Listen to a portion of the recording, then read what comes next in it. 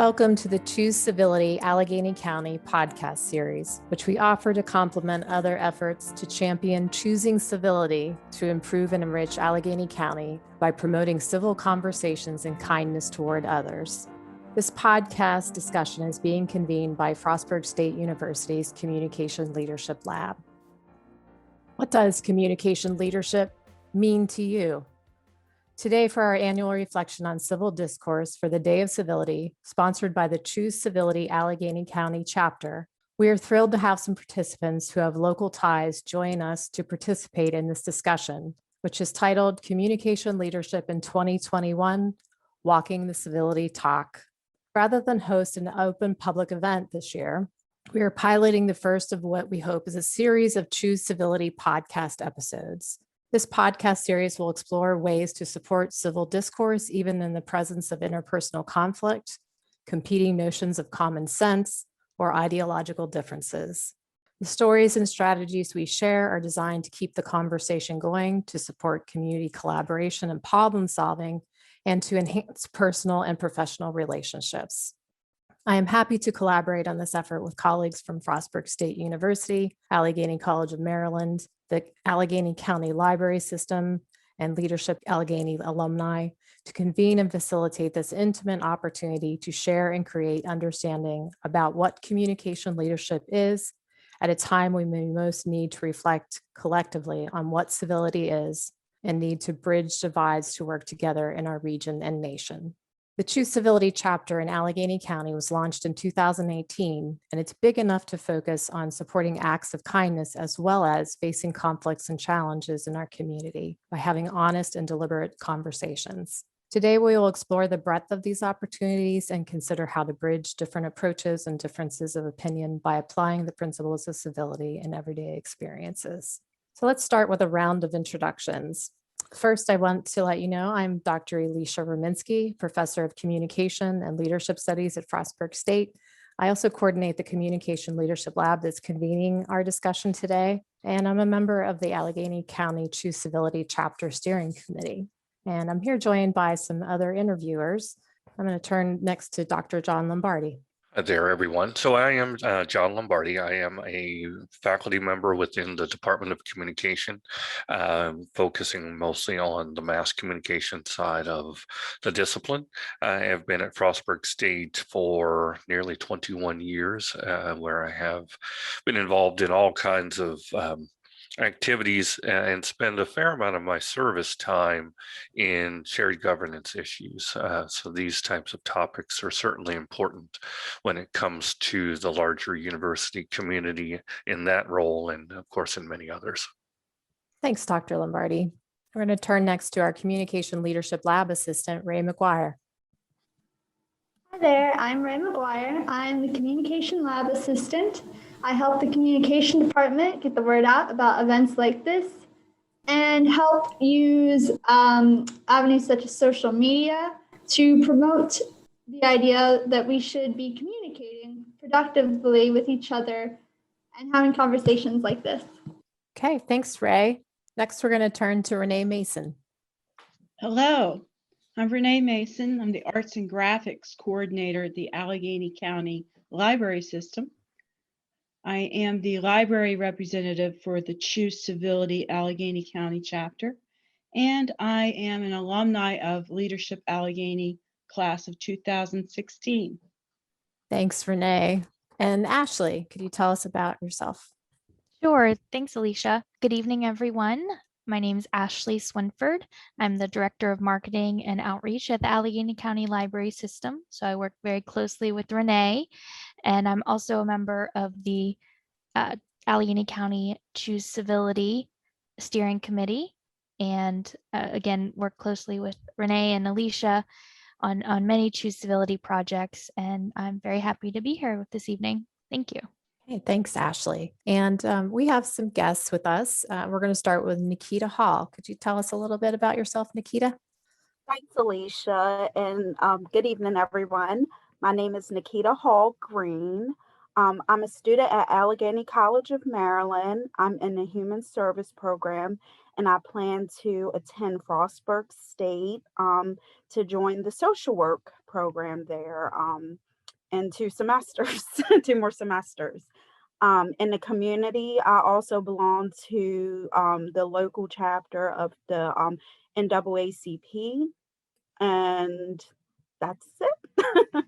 Thanks, Nikita. We're so glad that you're here. And one of my favorite alums, Trevor Jones, is with us this evening.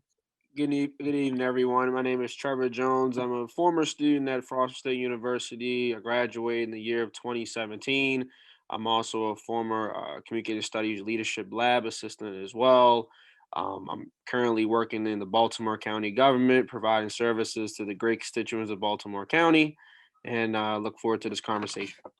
Thank you, Trevor. And Julie McCoy is with us this evening, too. Hi, good evening. I'm Jolie McCoy. I am a 2010 graduate from Leadership Allegheny and am now currently serving as the executive director of the Allegany County Chamber of Commerce, which is the organization that manages and produces the leadership program that everyone is talking about. So I'm really happy to be here. Thank you. Thanks, Julie. We're really glad you're with us. And now we turn to Chief Cynthia Smith. Hello, everyone. Thank you, Dr. Ruminski. I'm Cynthia Smith. I'm the Chief of Police at Frostburg State University. I'm in my 39th year of law enforcement, and civil behavior and civil conversation obviously is sort of central to everything that we do in law enforcement and public safety. So I'm happy to be here with the group to discuss this important issue today.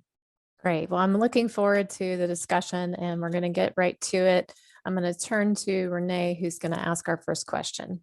In your personal and professional experience, who taught you how to choose civility?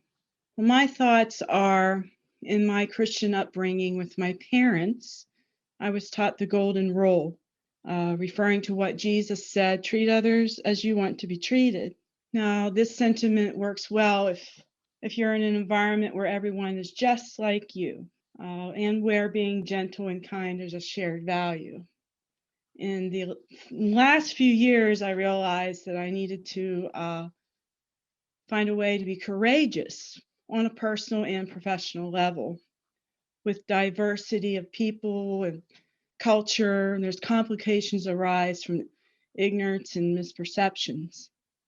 And I had been silent for a long time, and then up until when a neighbor spoke about lies of a non-white person.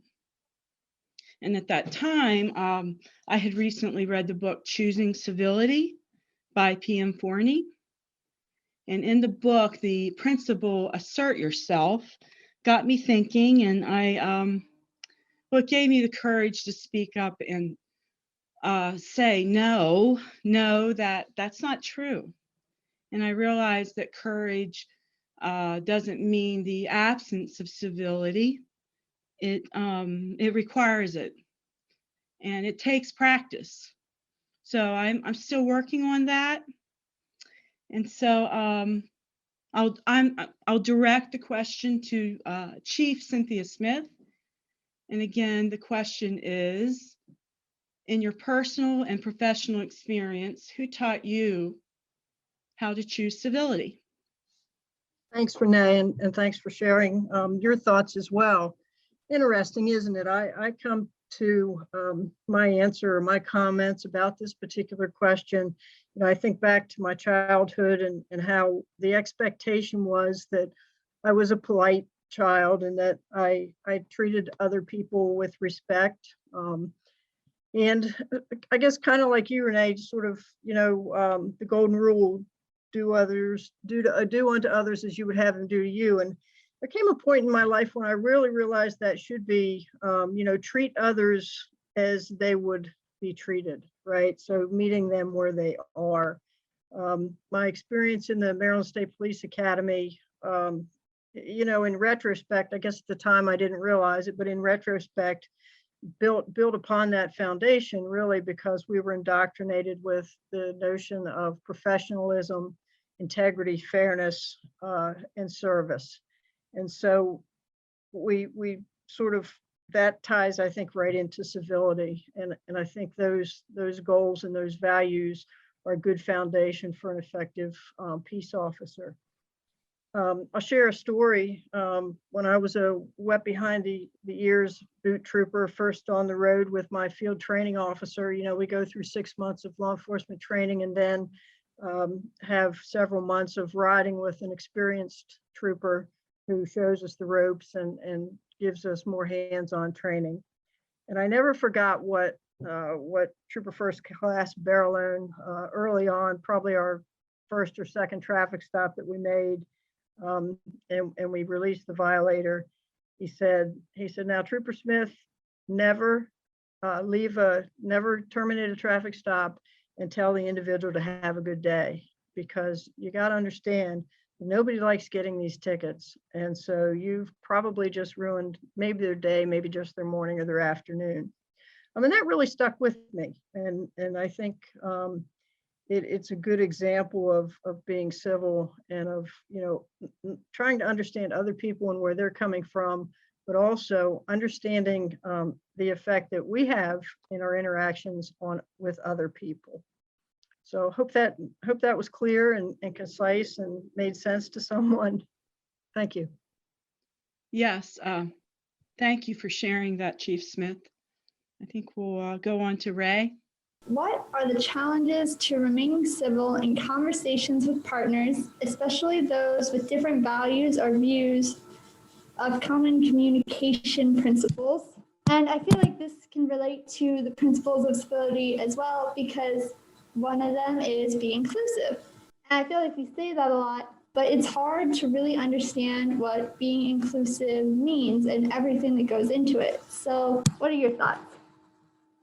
It's sort of a tough question, but I think the best way of me sort of diving into this question would be answering in the sense of, in order to be more inclusive, I think there has to be this idea of open-mindedness and also diplomacy. We have to be able to be diplomatic with ideas that we're not necessarily in agreement with, or we have a little bit of skepticism in with.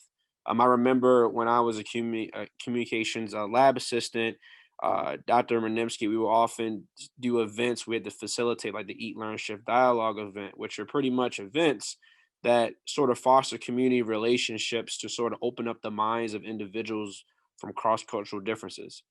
And I guess in the way of that, in terms of inclusive, I think it definitely takes a lot of interpersonal communication, but also it does take this idea of understanding one another and trying to understand one another. And it's a process. Not everyone is going to be so fond to some of the ideas, but I think after you communicate this idea with them in days and days out, I think they will begin to understand what it really means, and hopefully it'll create a better circle and a better communication, a more inclusive environment. I was going to say too that with Cynthia Smith, Chief Smith said, it's so true. I remember at the beginning of the pandemic, when it first hit, of course, if you're an elected official, your office email address is going off the wall. It's a chaos. And I remember at the beginning of the pandemic, there was this person who was very persistent in talking about his trash and how, it's all this trash and his neighbor doesn't care.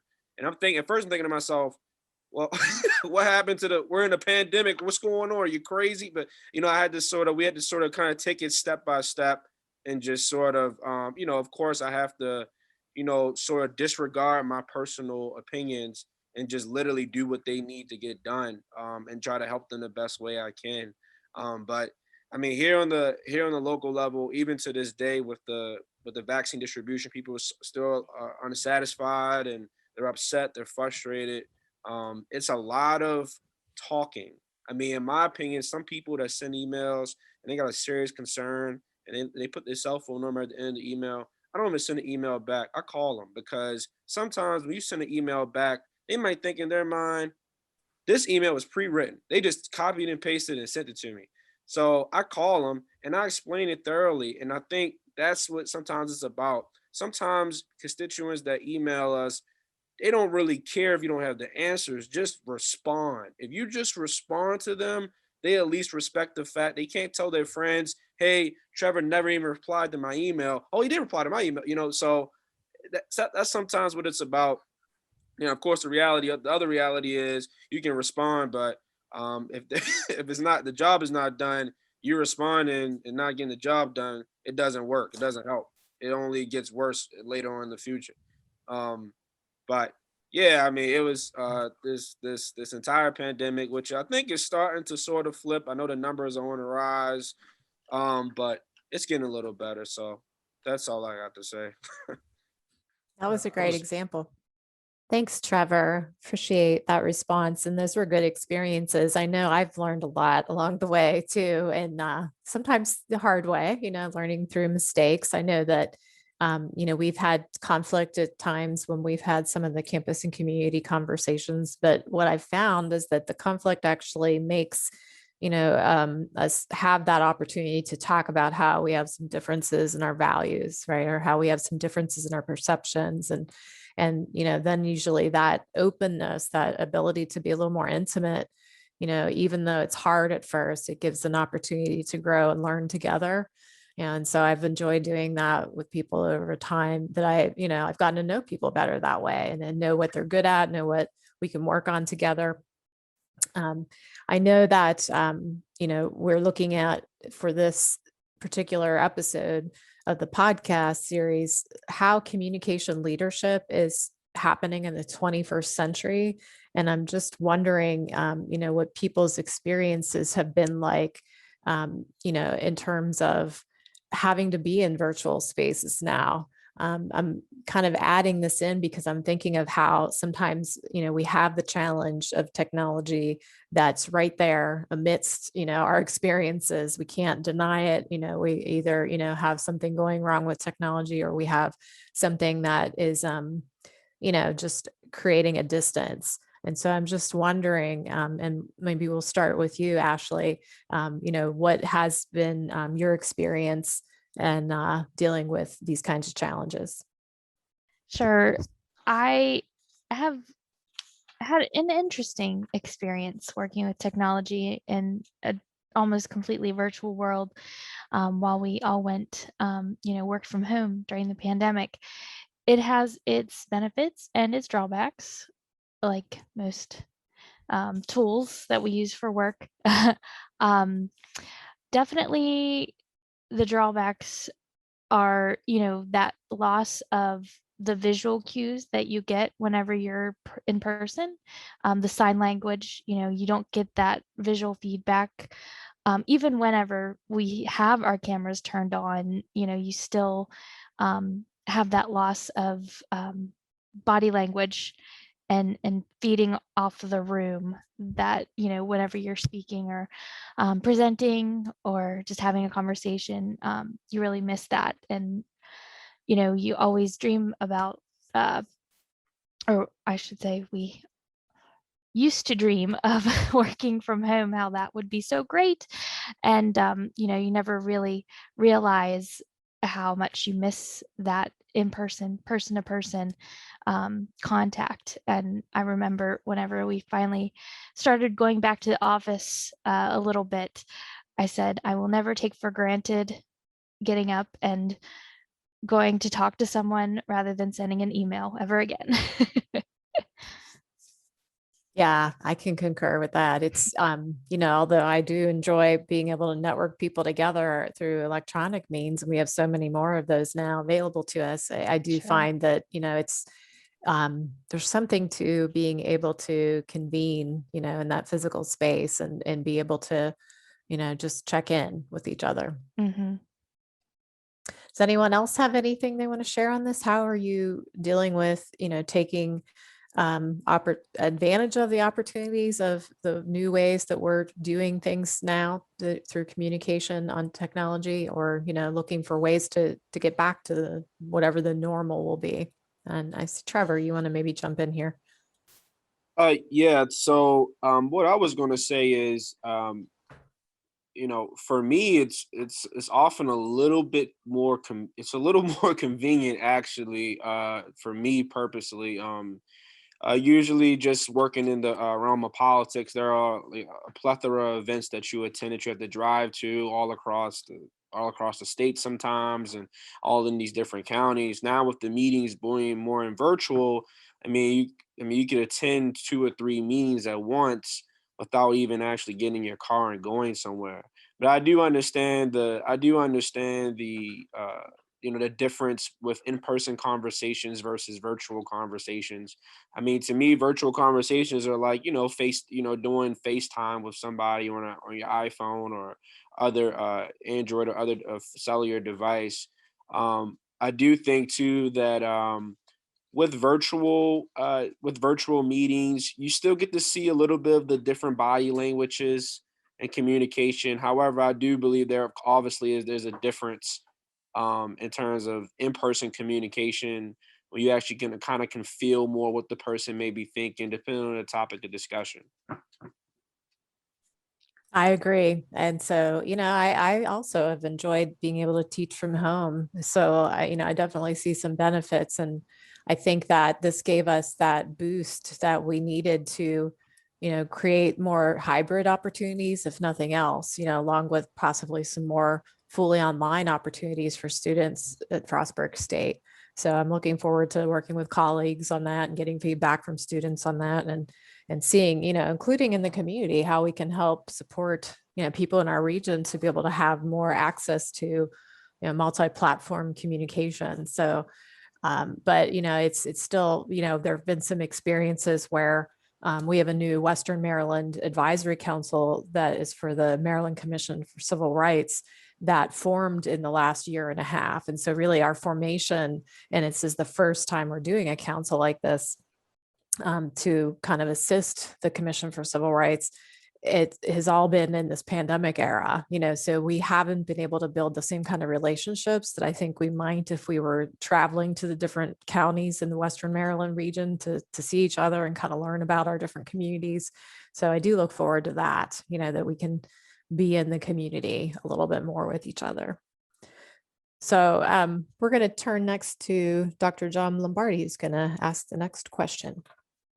Thank you, Alicia. So my question is to you, Julie, and that is, and it's actually a two-part question that I'm going to ask you. And so if you need me to repeat any of it, I'd be more than happy to. So the question is, what are some of the strategies you found to be helpful in reminding people to stay civil and kind to one another as they keep showing up to work together? And beyond that, how do you think programs like Choose Civility and Leadership Allegany help with civility work? Sure. I think I learned so much during my time as a staff person with United Way. I had the privilege of being with that organization for just over 6 years, serving as their finance person and then the executive director. And one of the things that stands out the most to me is kind of going through the relearning process of how to be more accepting of people. And what I mean by that is everyone has their own story.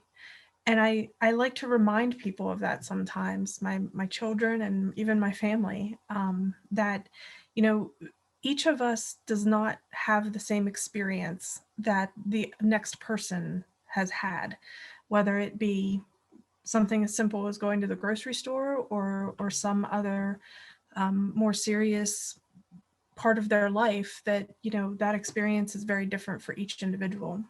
And so I guess some of the strategies that I use is one in particular is just that, is to always keep in the back of my mind that, it kind of goes above and beyond the mindset that, you might come across a person at a store, a cashier that is not very friendly or, is just not being the way that you would expect them to be, to behave as someone working in the public. And, you're always reminded that, you don't know what their day has been like. You don't know what happened before you got there. And this kind of takes it up a notch and reminds me that I don't know what they're carrying with them each and every minute of that day. And, regardless of whether they smile back or they are friendly back, just trying to be nice and polite and,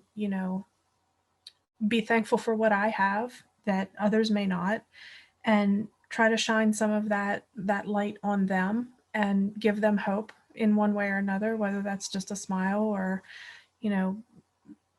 wishing them to have a good day or a better day. So that's something that I think and when I say we, the staff and myself at United Way, when I was there, kind of carried with us all the time, is that, when we got those phone calls asking for help, that we knew that we wouldn't always have the answer, but doing everything we could to hold that person's hand and get them to the next step could have made a really big difference in their life. Excellent. Well, thank you. I think for me personally, this is it's just an important topic, and I think over the last 4, 5, 10 years, I think it's become even more important that we recognize exactly what you said, Julie, and it's that we're all carrying different things, and we'll never likely know what the other person is carrying. And so, we just do the best that we can, and that is to, not make their day worse, and not be maybe offended if they don't make our day better. And I think Dr. Ruminski might have a follow-up for that.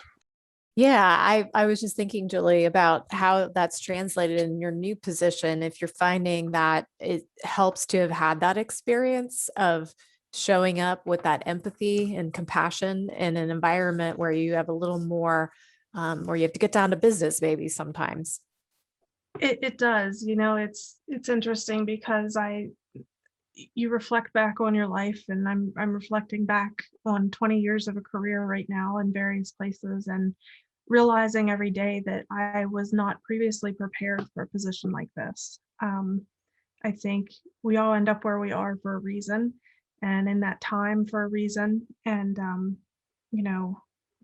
running the local United Way was not an easy job. It was a very difficult job, both emotionally and, from a business standpoint. Fundraising is not easy, but it's definitely a hand up, a leg up, you could say, to be able to carry a little more empathy with me in the everyday interactions that I have, especially right now.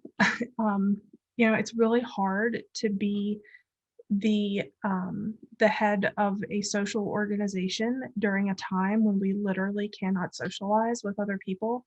And so, making introductions to my membership over the phone and in Zoom meetings is strange, but, I think also being willing to lend that ear and talk with them and find out how things are going for them, how business is, how they are emotionally, how their staff is doing. Those are things I don't think I would have known to tune into had I not had the experience I did running a human services organization. Thanks, Julie. Okay, I think we're going to see, does anyone else want to respond to that about how you think programs like Choose Civility or Leadership Allegheny have helped with civility work? I would like to say something. I'm just reflecting on that now. I think I realized after I'll probably sound like an advertisement for Leadership Allegheny, but before that, I really sat behind a desk and did not do any kind of advocating for the library or much of anything else other than maybe in the written word. But once I went through the Leadership Allegheny, during that process, it really helped me bring me out of my shell. And I found that I was more comfortable when I was out and about in the chamber, introducing myself, networking. It was really a way to trying to find my words. Well, just it's a shared, where you have a shared experience. And I got so where I would start to talk to people in the public as if it was almost a little embarrassing. I'd be like, yes, let's talk. I want to know about you. And I'd find myself, people would look at me blankly, like you go to a chamber meeting and everyone's very willing to talk and share. And so after that, being in leadership, and then I, thinking about Choose Civility, which has been a wonderful tool, because then that was be able to continue to help me learn and find my words and be more courageous. I think both leadership with the Choose Civility, it helped me be more, bring forth and talk with people and to stand up for people too.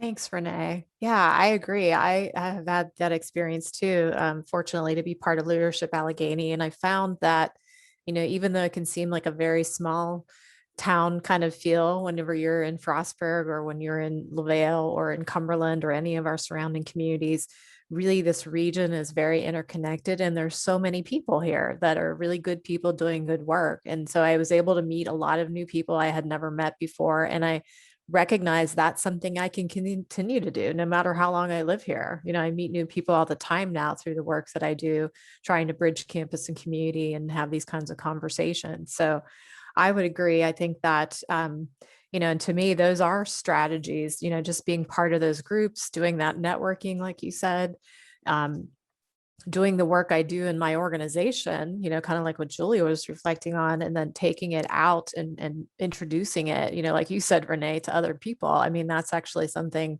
that is about how what I can offer matches up with what is needed out in the community. So I think of it as something that's, an offering. And so to me, that's how we walk the talk, that we get to really be engaged as ourselves, right? We kind of have that ability to be more confident, but not in a boastful way, in a, constructive way that we can meet with others. And any other thoughts from anyone on that? I think we're going to turn next to Ashley asking a question. Thanks, Leisha.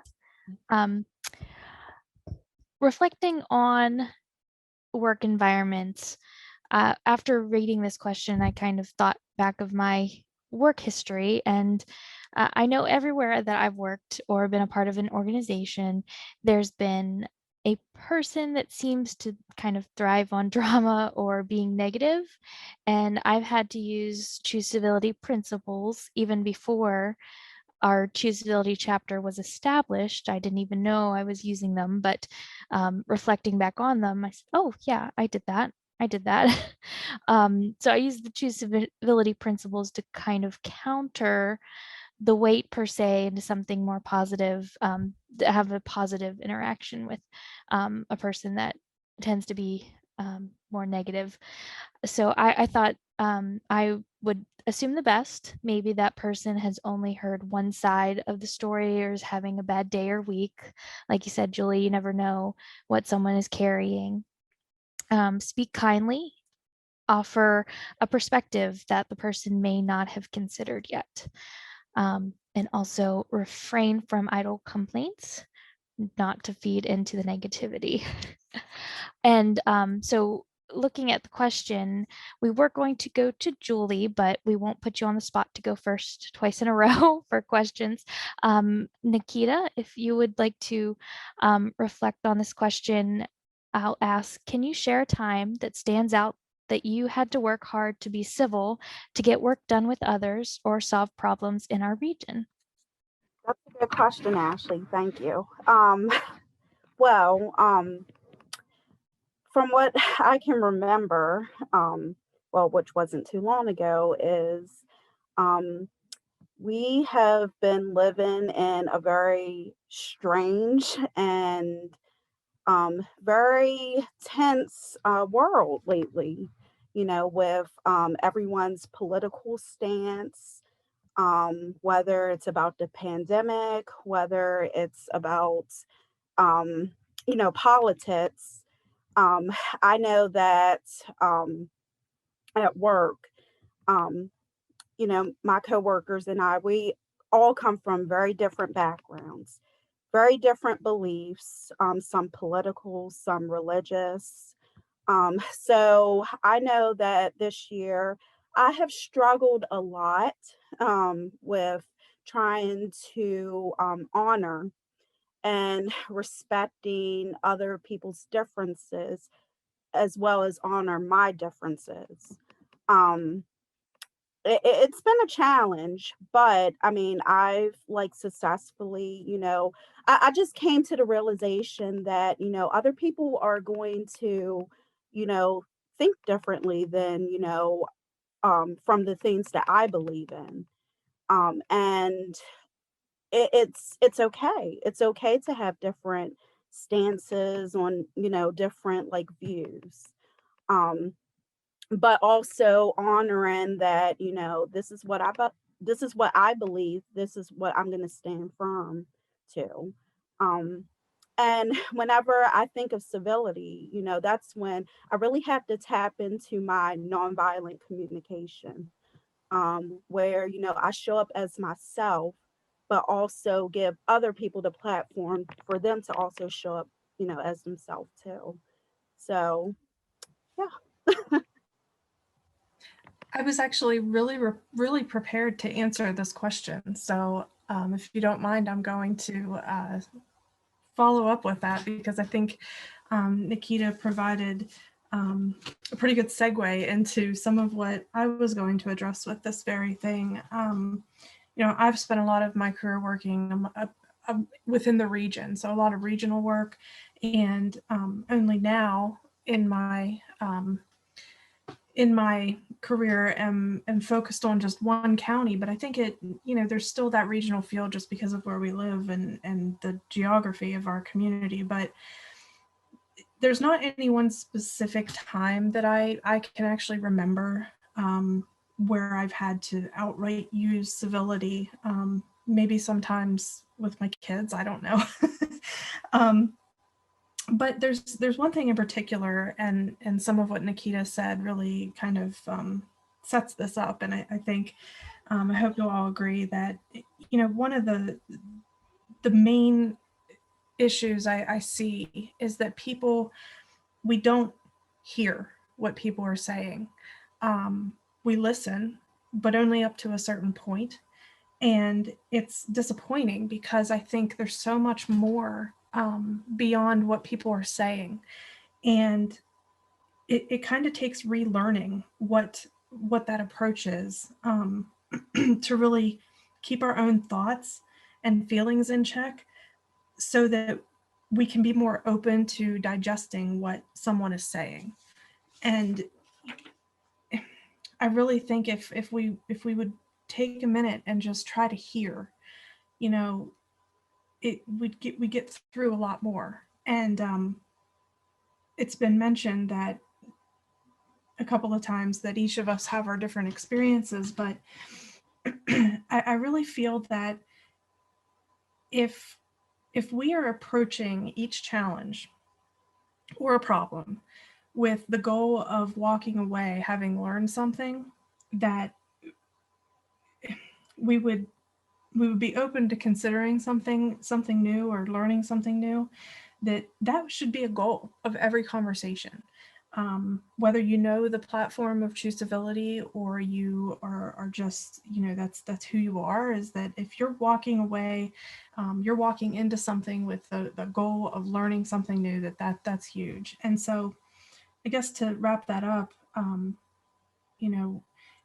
we should all walk into these conversations and with a goal of coming out of them with everyone having felt like they accomplished something. But the result should never look anything like what any one person's exact concept of that idea is. If we're hearing what one another is having to say, then whatever that concept is should be some piece of everyone in what they provided in that conversation. I really like that. It's like we, come together to create and have that common humanity. So I would agree, Julie. And Nikita, that was so beautifully stated. I really think about the importance of nonviolent communication in these times. And I think sometimes people think of that as being not, taking up arms. And really it means our words. Our words can be very destructive. And I know for me, having studied communication ethics at Duquesne University was a pivotal time in my learning experience.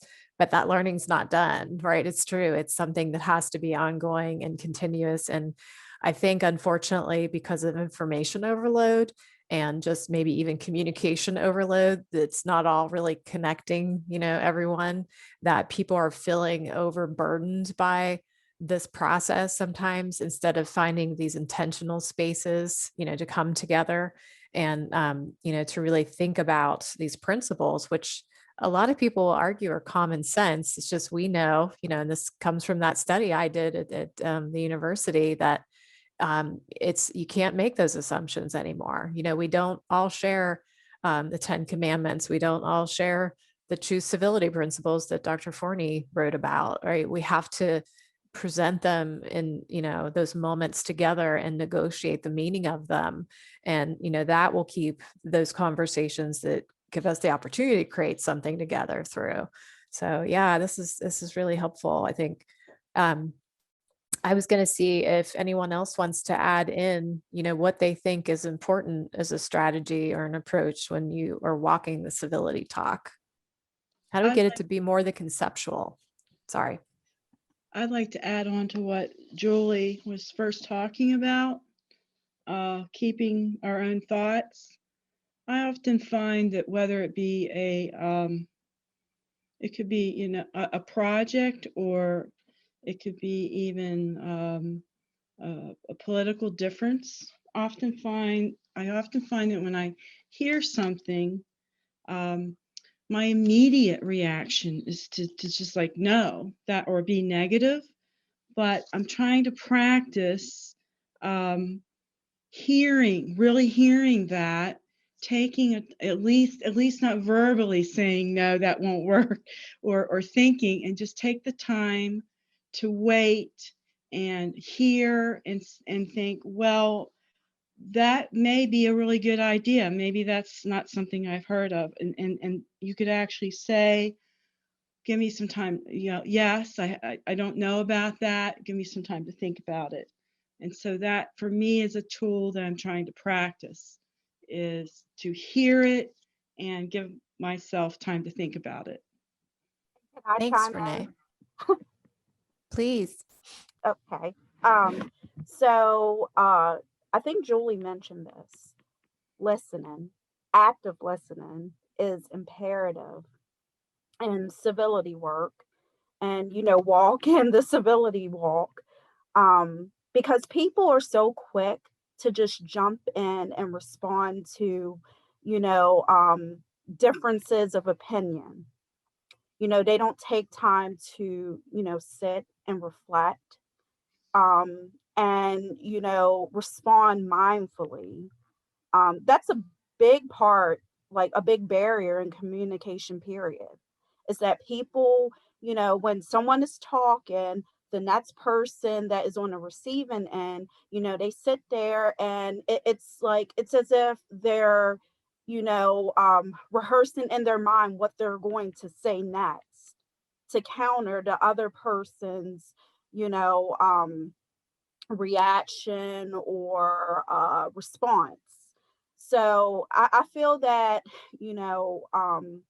we shouldn't just listen. We should just actively listen, because, if we actively listen, we can, we might miss some very good information that another person is, providing to us. We might miss like the important like details, and it's to me, it's very important to, just be open-minded, and, just be very reflective, on our responses. A lot of people, unfortunately, they don't do that because they're so quick to just respond to situations and not think and not reflect. Does anyone want to share a story or an example of a time that you really had to work hard to address that issue, where someone wasn't picking up what you were putting down? And how did you deal with that? So I can weigh in here, I think, maybe a little different experience or a little different context here in my professional life. Over the years, I've had many opportunities to deal with folks who were, upset, angry, sad, traumatized, basically, you name it. And as I went up through the ranks, I would begin to hear from folks who were upset with what one of my troopers or one of my officers had done based on the information that they had. And you have them on the phone or in your office, and they're yelling at you and basically expressing their emotions as if you are the problem, and sort of the human reaction to that is to push back and fight back to that. And I really had to learn not to do that.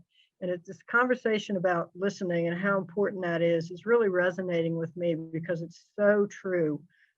Oftentimes, if you're dealing with somebody who's upset or you're in a disagreement with, if you just take the time to stop, take a couple breaths and listen to what they have to say. I can reflect on many times on the telephone with someone on the other end who was upset about whatever had happened. Just let them talk for as long as it takes. And when they ask you, are you still there? That usually means that they're done. And that's when the real communication, the two-way communication, can start, because they've got that emotion out. So I think that sort of fits in with civility and some of the tools and skills that we can learn and share to be more effective in our communication with others. Thank you. Thanks, Chief Smith. Yeah, that's a really useful tool.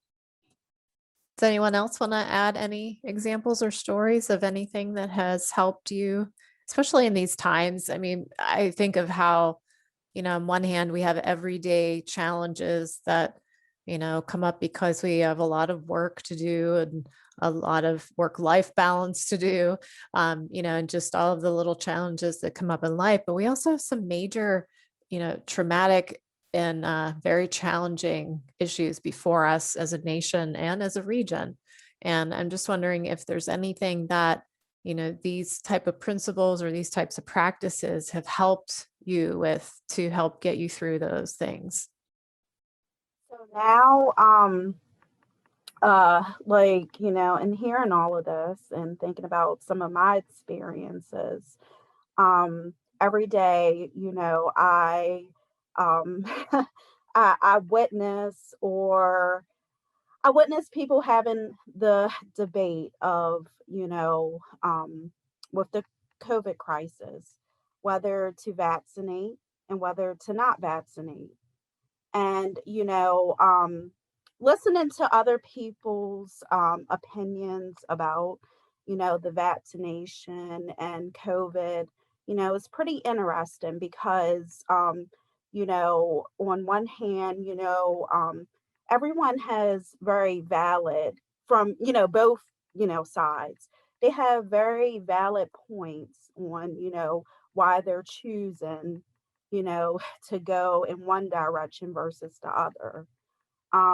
So, I, kind of take a stance where before I just jump in and just chime in with like my thoughts and feelings, I sit back and observe, because I'm taking all of that in. And that goes again with the active listening. Before, I just want to jump in and respond and counter somebody else's like valid, points and feelings.